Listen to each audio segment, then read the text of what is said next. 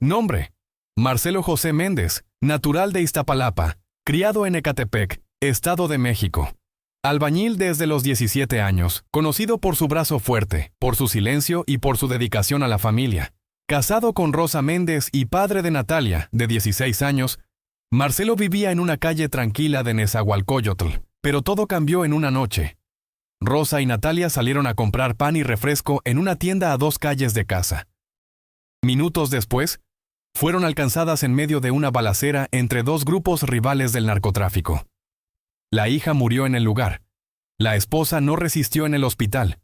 Marcelo enterró a las 2 en el mismo ataúd y desapareció del mapa por casi 2 años. Cuando volvió, no era el mismo hombre, era más calmado, más frío, y siempre andaba con una mochila negra en la espalda. En aquel retorno nacía el nombre que hasta hoy nadie se atreve a decir en voz alta en el Estado de México. Antes de continuar con el video, deja un comentario diciendo de dónde eres y qué hora es por allá. Y no olvides darle clic al me gusta. Tecámac, Estado de México, enero de 2002, miércoles 6:43 de la tarde. Marcelo estaba volviendo del trabajo con la camiseta sudada y una bolsa de herramientas en el hombro. Obra pesada, día caluroso, el asfalto parecía derretirse. En la lonchera solo quedaba el olor de los frijoles del almuerzo. Él pensaba en su hija, Natalia, 16 años, que había pedido a su madre comprar pan y Coca-Cola. Papá, procura llegar temprano hoy. Quiero mostrarte la letra que hice para nuestra canción.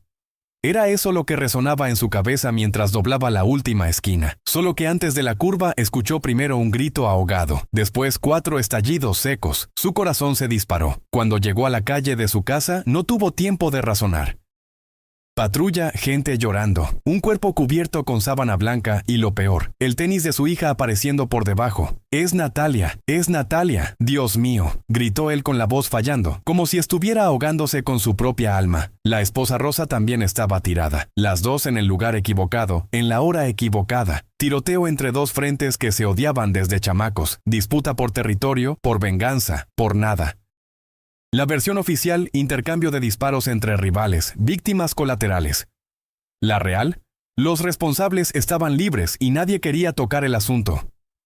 Marcelo se quedó parado allí, mirando el suelo sucio de sangre y un paquete de pan abierto en medio de la calle. No lloró en ese momento, no gritó.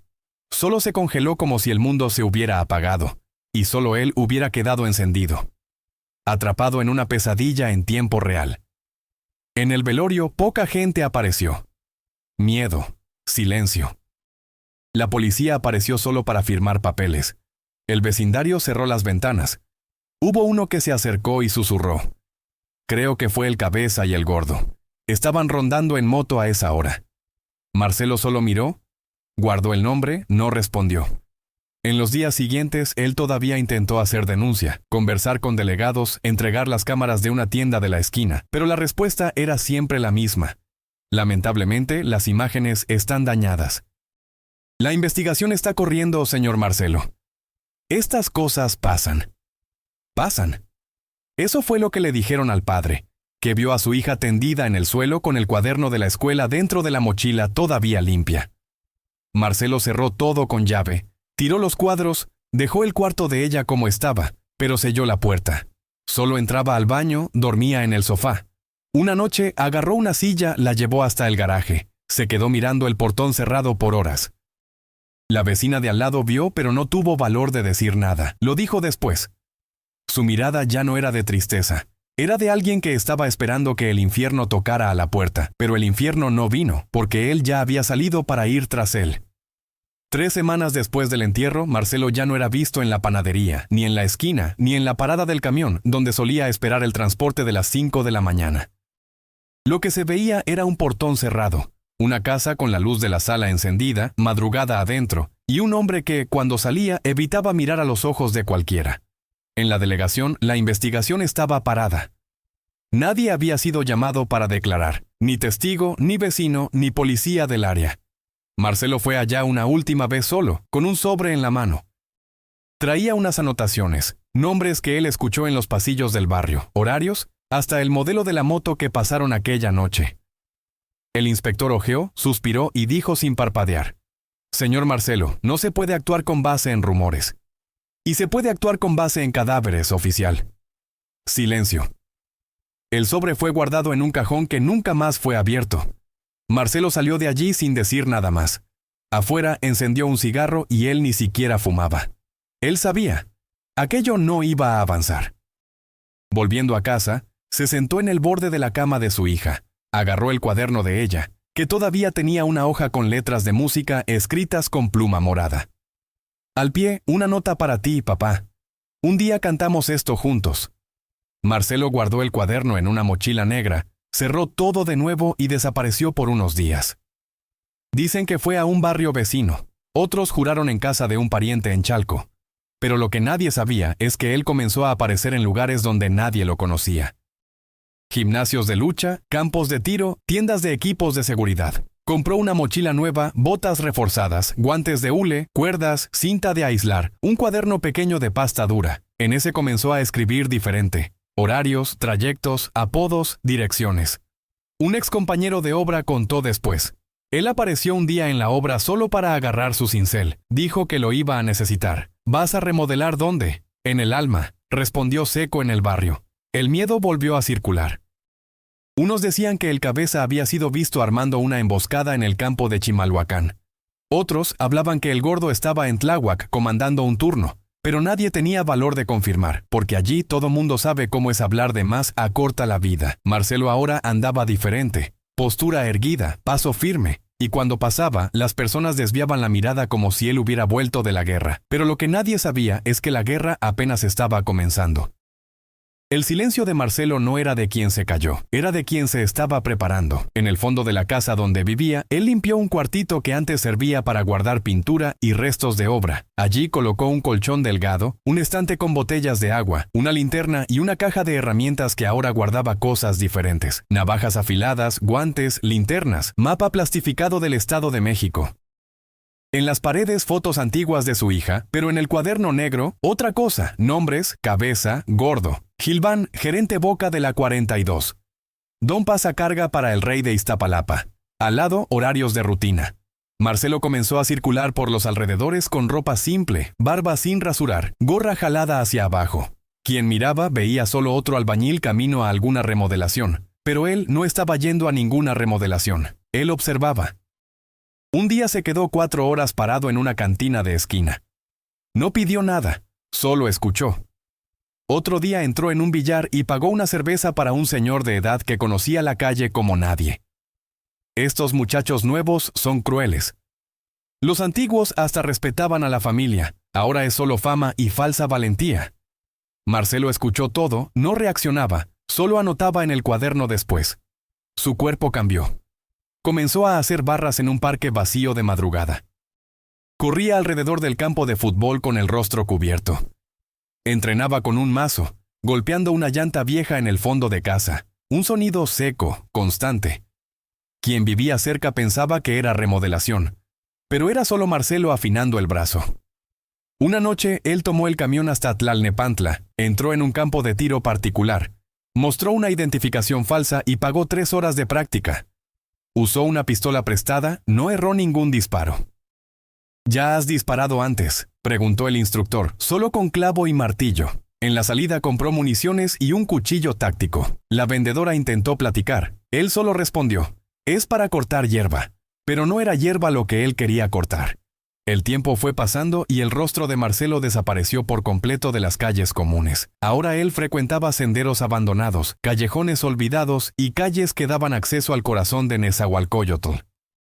Un día, uno de los nombres de la lista apareció en la televisión. Cabeza, supuestamente involucrado en una extorsión a comerciantes. Marcelo pausó la imagen, encuadró su cara en la pantalla con un pedazo de plástico transparente, hizo una X encima del rostro y por primera vez sonrió. 2 años es tiempo suficiente para que muchas cosas cambien en un barrio. Los niños crecen, los comercios cambian de dueño, los mandos de arriba cambian a los dueños de los puntos. Pero en aquella calle de Nezahualcóyotl, una cosa quedó igual, el miedo. Era octubre de 2004, cuando un vecino reconoció al hombre que pasó despacio por la banqueta, con una mochila desgastada en la espalda y la misma mirada de 2 años atrás, pero ahora con algo más. El peso en el rostro no era solo luto, era misión. Marcelo volvió como quien ya sabía dónde pisar. Los tenis no hacían ruido en el asfalto. El paso era firme, calculado. Él no buscaba conversación, no miraba de lado. Pasaba directo, como si cada calle fuera solo una parte del camino. Y fue en ese mismo día, subió hasta la azotea de una casa abandonada que daba vista al campito, donde, según él había escuchado, el cabeza hacía las reuniones con los soldados. Se sentó allí por casi 2 horas. Ni mosca espantaba, solo observaba. Vio quién llegaba, quién salía, el carro blanco que paraba todo fin de tarde, el hombre que recibía algo por la ventana y después desaparecía por entre los callejones. Marcelo dibujó el local en el cuaderno, flechas, horarios y un símbolo al lado del nombre del cabeza, un círculo negro. Aquella noche, él durmió en un cuartito improvisado en el fondo de la casa de un conocido de infancia, un señor que debía favores a su padre. No quiero saber lo que vas a hacer, solo no quiero ruido. Esta casa ya enterró hijos de más.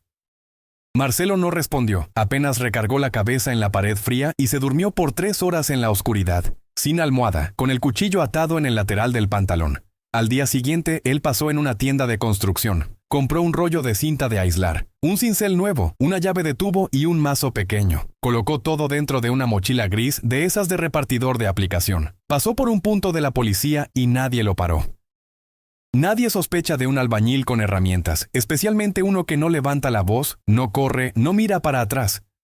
Es como si Marcelo hubiera aprendido a andar invisible.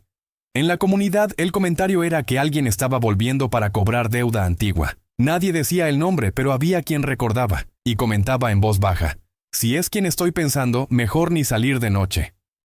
El primer contacto fue en el bar del C del Grado, una cantina pequeña, de luz baja y ventilador colgado, donde el Gordo, otro nombre de la lista, solía aparecer en las noches de viernes. Marcelo entró, pidió un mezcal, se quedó en la barra. Gordo no lo reconoció. Estaba diferente, más delgado, más áspero, con gorra, barba larga. Marcelo escuchó su voz por más de 20 minutos. Hablaba alto, contaba fanfarronadas, se reía sobre lo que había pasado 2 años antes.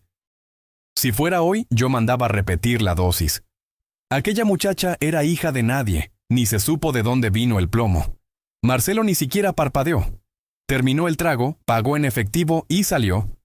Aquella misma noche dibujó el mapa del bar de las calles laterales y anotó: Gordo, martes, jueves, viernes, 8 de la noche. Sale a pie. Arma en la cintura derecha, borracho. Durante una semana entera, Marcelo estudió los 3 primeros nombres de la lista. No era impulso. Era cálculo. Uno de los días casi fue abordado por una patrulla.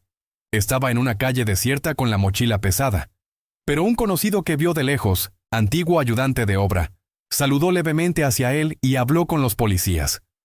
Aquel de allí es el señor Marcelo. Trabajador. Volvió para ver la casa de su madre. La patrulla siguió. Marcelo anotó el nombre del ayudante en el cuaderno también.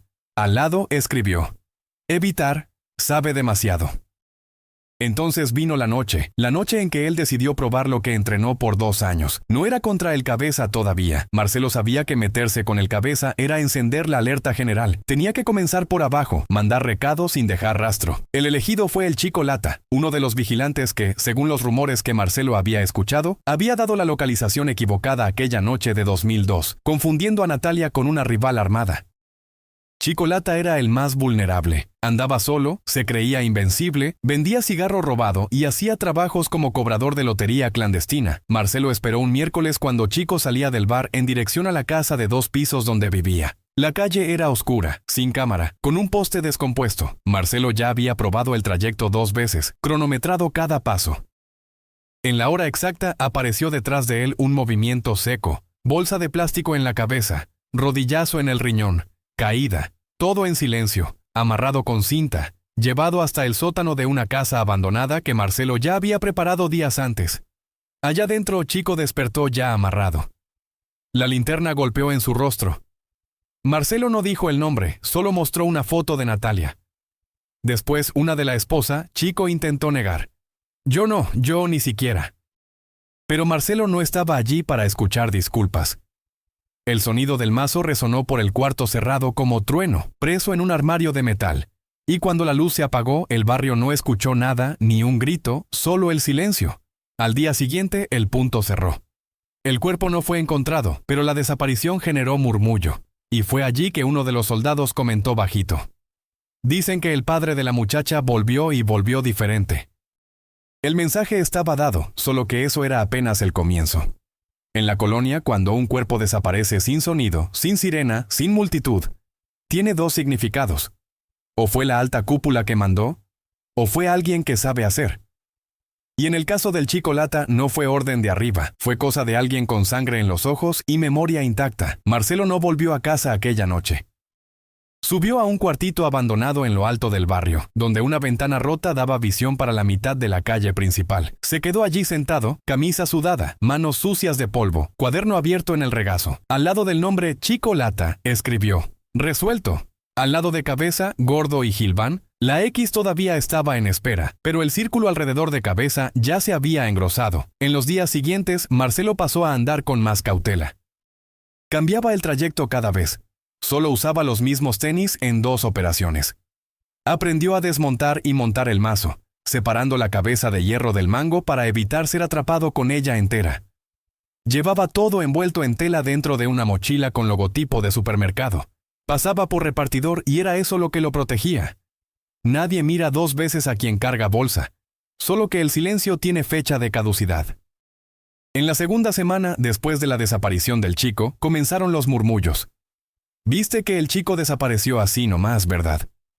Dijeron que se metió con el padre de la muchacha, pero ese padre ya ni vive aquí, carnal. Vive, volvió, está por ahí, solo que ahora es otro tipo de gente. Marcelo sentía el clima cambiar. Algunas miradas duraban medio segundo de más. Un mototaxi rechazó llevarlo hasta cierto punto del cerro. Una señora cruzó la calle cuando lo vio venir. Era miedo y era lo que él quería. La próxima pieza era Gilván, gerente del punto de la 42, figura más pesada. Diferente del chico, tenía protección, andaba con 2 soldados armados, usaba radio en la cintura y vivía cambiando de dirección. Marcelo llevó 3 semanas solo para entender su rutina. Descubrió que Gilván tenía un punto débil, mujer nueva, una en especial. Vivía en una casa de 2 pisos en Cuautitlán, cerca de la vía del tren.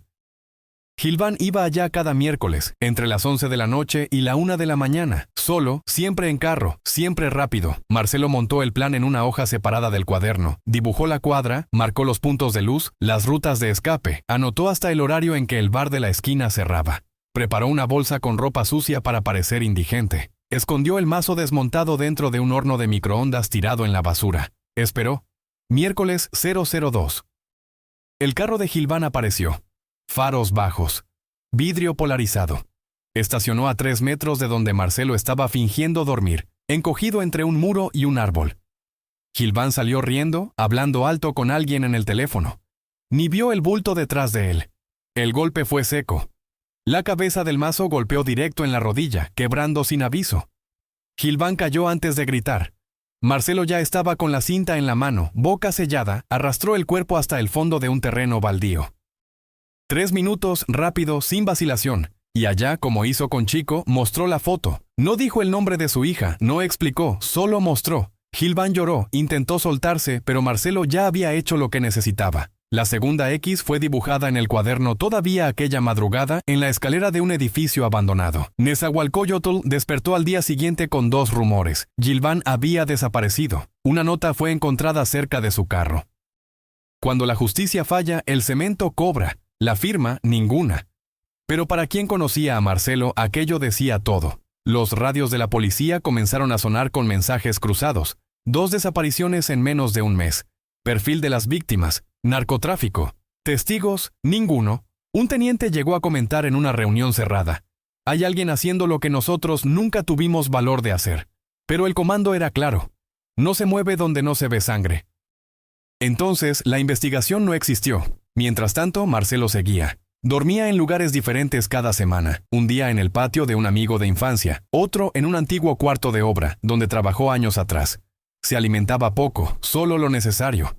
Se bañaba con botella de plástico, no prendía luz, era un fantasma con dirección flotante. Y entonces vino la oportunidad del tercer nombre, Gordo. Gordo era el más burlón, uno de los más peligrosos.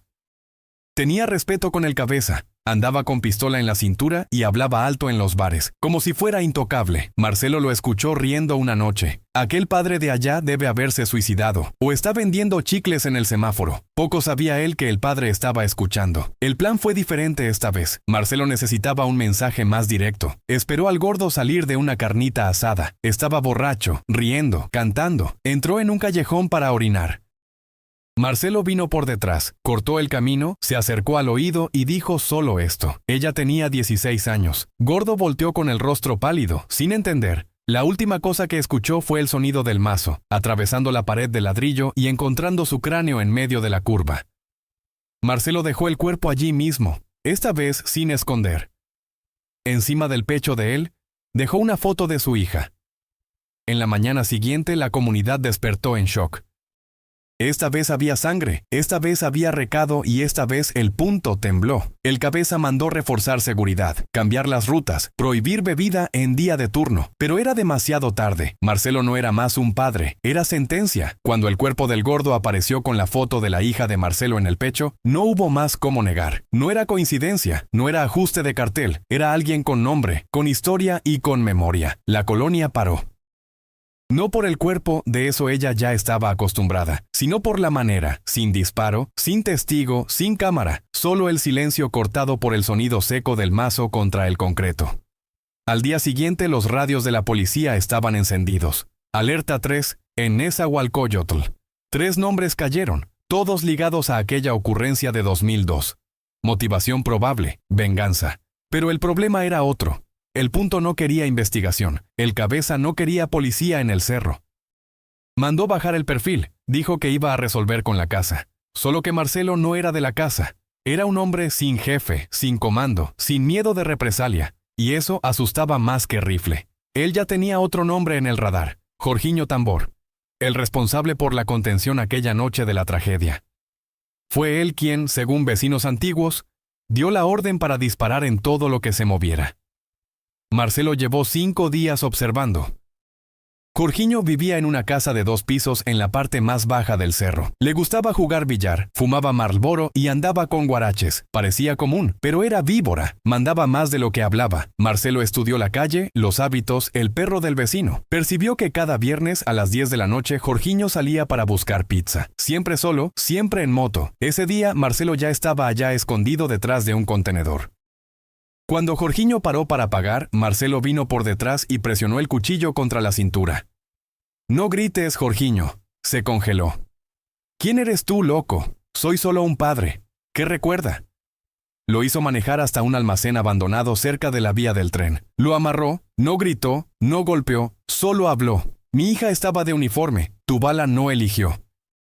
Y Jorginho, temblando, dijo lo que Marcelo ya sabía, que la orden no era para dispararle a la muchacha, que nadie sabía quién estaba en la calle, que era para asustar, que fue error. Marcelo escuchó, tragó seco y después apretó el mango del mazo con las 2 manos. ¿Qué pasó allí dentro? Nadie supo, solo que en la mañana siguiente el nombre Jorginho fue borrado del radio del narcotráfico. Esta vez Marcelo no dejó el recado, solo el sonido ahogado del impacto. ¿Quién escuchó? Escuchó. ¿Quién entendió? Se calló. Pero el punto comenzó a cerrarse. Marcelo ahora cambiaba de escondite cada noche. Estaba con el cuerpo al límite, los ojos hundidos, el brazo doliendo, el alma pesando 200 kilos, pero él seguía. Usaba ropa negra, guante delgado de hule y respiraba profundo antes de cada acción. Había dejado de ser solo un padre. Se volvió un método. El quinto de la lista era Chango de las Aguas, que en aquella época era solo otro soldado más. Pero fue él quien, según el susurro de un señor en la azotea, clavó los 2 últimos disparos, 2 tiros, uno en la madre, otro en la muchacha. Marcelo no confirmó, no necesitaba, el dolor decía que era verdad. Chango estaba viviendo con la abuela, escondido intentando salir de la vida. Decían que quería irse al campo. Marcelo fue tras él de todos modos. Tomó el camión, bajó en un barrio alejado. Estuvo rondando la plaza hasta verlo. Estaba diferente, sin cadena, sin arma, sin pose. Pero a Marcelo no le importaba el cambio. Si el nombre estaba en la lista, era porque tuvo culpa. Lo siguió hasta un campo de fútbol de tierra. Esperó que entrara en un vestidor improvisado. La luz era débil, solo un cable colgado. Chango se agachó para cambiar de camiseta. Cuando levantó, Marcelo estaba detrás. Ojo con ojo. ¿Sabes quién soy? Chango se heló. Yo intenté parar. Yo no sabía que era niña. Marcelo respiró. El brazo tembló. El mazo subió y paró en lo alto. Vas a vivir con esto ahora. Cada día. Chango cayó al suelo, llorando, vomitando. Marcelo volteó la espalda y salió caminando. Fue la única vez que él perdonó a alguien, pero dejó una nota pegada en la puerta del vestidor. Sobrevivió, pero nunca más va a dormir en paz. Después de eso, la colonia entró en estado de alerta máxima. Nadie andaba solo, nadie hablaba alto, y el nombre de Marcelo se volvió susurro. No se decía Marcelo, se decía el albañil. Como si dar nombre diera mala suerte. El mazo ahora tenía dueño y quien escuchaba su sonido sabía, o corre o reza. Si alguien un día encuentra aquel cuaderno negro de pasta dura y esquina gastada, tal vez piense que es solo otro diario más de trabajador. Pero solo quien vivió lo que Marcelo vivió entendería que aquello allí era más que papel, era sentencia. El cuaderno fue comprado en una papelería cualquiera del suburbio. Unos meses después de la tragedia, Marcelo entró mudo, salió callado. No eligió por la pasta ni por el tamaño. Eligió por el peso. Él necesitaba algo que aguantara. En la primera página, él no escribió nombres, escribió solo esto. Si la justicia duerme, yo me quedo despierto. En las páginas siguientes venían rayones, esquemas de calles, dibujos de callejones de Nezahualcóyotl, rutas de escape, hábitos de cada sospechoso. Pero lo que más dolía era lo que él escribía al pie. Siempre frases cortas, susurros de un padre que no pudo gritar.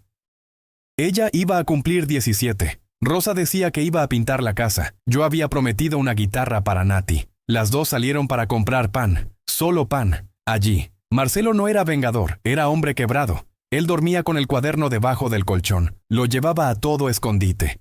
Cuando salía para una misión, lo dejaba dentro de un armario cerrado con candado. Nunca escribió nada con nombres completos, pero los códigos eran claros para él.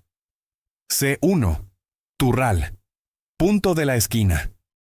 Hablaba alto, desapareció. C2. Ovara, cabello rapado. Sonrió cuando vio la cinta de la panadería. C3. Guarda cadena gruesa, solo va a caer en la segunda. En una de las páginas más antiguas, él dibujó el rostro de su hija. No era buen dibujante, pero el esfuerzo era visible. La boca delicada, los ojos grandes, el cabello amarrado con listón. Y debajo del retrato escribió: Si el mundo se olvida de ti, hija, yo hago recordar. El cuaderno comenzó pequeño, pero pronto Marcelo pegó más hojas, recortes de periódico, fotos antiguas, hasta etiquetas de ropa de su hija que él encontró en la lavandería de la casa. Era casi un altar de papel y era allí que él volvía después de cada ajuste. No para celebrar, sino para marcar, como quien hace cuenta de deuda pagada. Como quien sabe que el dolor nunca desaparece, solo cambia de forma. Después del caso del Jorginho y del Chango de las Aguas, Marcelo pasó a escribir menos. No porque estaba desistiendo, sino porque la misión estaba cerca del fin. Faltaban 2 nombres y uno de ellos era el que más pesaba: Cabeza.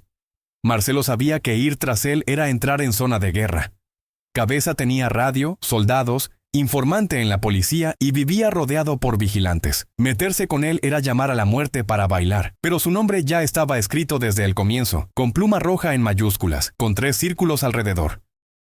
Una noche, Marcelo escribió en el cuaderno mientras la vela se derretía al lado: Cabeza anda con 2 guardaespaldas, cambia de carro cada mes, pero confía demasiado en el portador, en el mensajero del cerro. Es por allí que yo entro. Él sabía que no podía atacar el trono. Tenía que atacar las patas de la silla, hacerlo perder piso. Comenzó a seguir al mensajero. Un muchacho de unos 23 años llamado Niltiño entregaba a quien tenía recado, droga y dinero.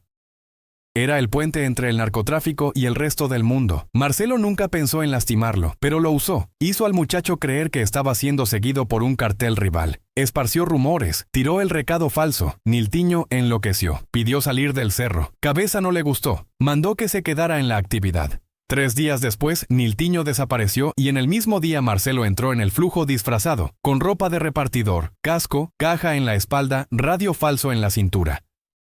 Pasó por los vigilantes, pasó por el bar de la azotea, entró hasta el medio del cerro y allí vio el rostro del hombre: Cabeza, sentado, camiseta del América, cadena de oro, vaso de whisky en la mano, riendo alto, contando fanfarronadas, fumando. Marcelo paró a 20 metros. Fingió recibir llamada, dio media vuelta, salió caminando, pero antes de salir miró una última vez. Grabó el rostro, grabó la carcajada, grabó el lugar del arma en la cintura y cuando volvió al escondite escribió: Él ríe, quien nunca perdió nada. Eso va a cambiar. Aquella noche, Marcelo lloró por primera vez en 2 años. Lloró en silencio, de rodillas, con el cuaderno abierto, con el mazo al lado, y dijo bajito: Falta poco, hija. Marcelo sabía que lo que venía por delante no era más venganza, era suicidio con propósito. Del otro lado de la línea no estaba solo el hombre que rió mientras el cuerpo de su hija se enfriaba en el asfalto. Estaba el sistema que protege ese tipo de hombre. El cabeza no era solo narcotraficante, era gestor de guerra, juez de muerte y dueño de silencio. Y entre Marcelo y él estaba una muralla llamada Comando. Nezahualcóyotl había cambiado. Ahora toda entrada de mototaxi era revisada. Cualquier cara nueva en el cerro era marcada. Vigilantes con radios en las esquinas. Dron improvisado en lo alto. Niños avisando por la ventana. Marcelo tenía que atravesar todo eso y fue allí que él tomó la decisión más arriesgada de la vida. Infiltrarse como trabajador de la contención. Consiguió una identificación falsa, una credencial con el nombre de gente muerta, y apareció en un bar donde los soldados más jóvenes solían beber.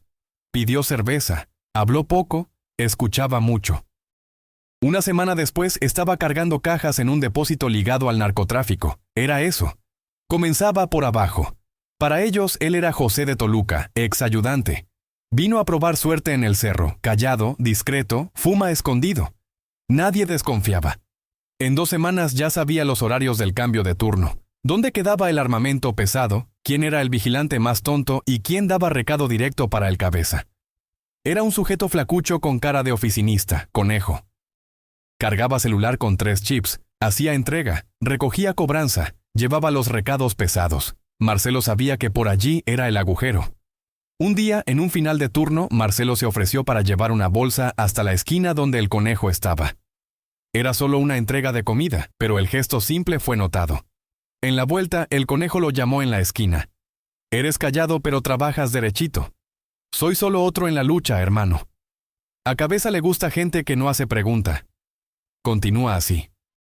Fue en esa noche que Marcelo escribió en el cuaderno: Estoy dentro, pero el olor aquí es de pólvora y traición. La rutina de infiltración era sofocante. Dormía en un cuarto con otros 3 soldados. Escuchaba conversaciones sobre ejecución, castigo, cobranza. Cerraba los ojos y pensaba en su hija cantando desafinado en la sala. Solo eso lo mantenía entero. El miedo de ser desenmascarado era constante. Un error, una frase equivocada y él se volvía estadística. Pero Marcelo tenía sangre fría. Ya había muerto por dentro el día que enterró a su hija. El resto era solo carne en movimiento. En la 3ª semana vino la oportunidad. Conejo comentó que el cabeza estaba incómodo con la presencia de alguien en el cerro. Dicen que hay un tipo rondando, viejo conocido. Unos dicen que es el padre de Natalia. Marcelo se congeló, no parpadeó. Solo respondió: Esos chismes se vuelven humo rápido, pero por dentro supo. El tiempo se estaba acabando. Necesitaba actuar antes de ser reconocido, antes de que alguien juntara las piezas, antes de que el cabeza pusiera precio en la cabeza equivocada. En la madrugada del sábado, Marcelo siguió al conejo hasta el cuarto donde él entregaba el celular del cabeza para cargar. Allí, él vio la contraseña era dibujada con números de botón físico, antiguo, pero útil. Grabó la secuencia, anotó en el cuaderno, una pieza más en el tablero. En la semana siguiente, durante una carnita asada improvisada de los soldados, Marcelo accidentalmente dejó caer una botella. Vidrios, sangre, fue llevado al cuarto de la enfermería del cerro. Allá fingió dormir mientras escuchaba el radio de uno de los soldados transmitir: Cabeza va a reunirse con los gerentes lunes, 2 de la mañana en el almacén de la azotea. Marcelo no durmió aquella noche. Se quedó con el cuaderno en el regazo, el mazo escondido debajo de la cobija y escribió: Es allí o yo lo llevo o él me lleva. En la víspera, Marcelo pidió prestado el radio de uno de los soldados. Dijo que iba a probar. Lo desmontó. Plantó un transmisor escondido. En la madrugada de la reunión, dejó el radio prendido en un callejón cercano. La comunidad escuchó todo. Cada palabra del cabeza, cada broma sobre los muertos, cada risa sobre la muchacha que cayó con pan en la mano. Cuando él dijo, «Nadie agarra al albañil porque él ya murió y no sabe», Marcelo ya estaba detrás de la puerta. Entró. El almacén era pequeño, 4 hombres armados, pero él no tenía plan de salir vivo. El mazo estalló en el cráneo del primero. El segundo volteó y disparó. Falló. Marcelo se lanzó, rodó, clavó el cuchillo en la rodilla del tercero. Solo quedó el cabeza que cayó para atrás, sorprendido, incrédulo. Eras tú este tiempo todo. No era la justicia que ustedes mataron. El ruido del mazo vino después. El silencio duró para siempre. Al día siguiente, el cerro despertó con el almacén vacío. 4 cuerpos, un radio transmitiendo y una nota. Mi hija murió sin saber por qué. Ahora ustedes saben. Marcelo desapareció. Tentar nuevamente.